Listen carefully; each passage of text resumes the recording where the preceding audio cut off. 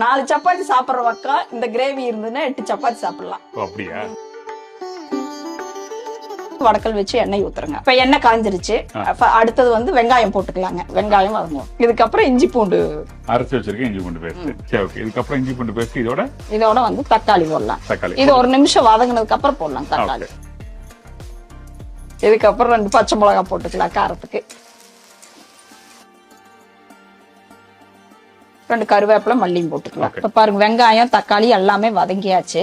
இப்ப பாருங்க தக்காளி எல்லாம் வதக்குன அப்புறம் எண்ணெயோட கலரே மாறிடு. அடுத்தது வந்து பாத்தீங்கன்னா தூளுகளை சேர்த்திடலாம். இப்ப மல்லித்தூள், மஞ்சத்தூள், மிளகாத்தூள் 3ம் போட்டாச்சு. கொஞ்சம் உப்பு போட்டுடலாம். தேங்காய் 2 பட்டை, சோம்பு, கசகசா, 1 ஏலக்காய், பொட்டுக்கடலை 2 ஸ்பூன். நல்லா தண்ணி ஊத்தி ஃபைன் பேஸ்ட் அரைச்சிட்டு வந்துடலாம். அரைச்சது ஊத்தியாச்சு.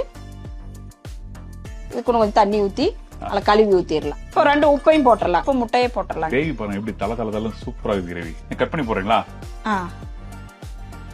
சும்மா அப்படி அப்படியே என்ன மசாலா இறங்கிருக்கு. அடுத்தது கொத்தமல்லி தழை தூவி இறக்கிற வேண்டியதுதான். முட்டை குழம்பு ரெடி. குழம்பு தராம விடுங்க. ஃபர்ஸ்ட் கிளாஸ் முட்டை குழம்பு. இந்த முட்டை குழம்பு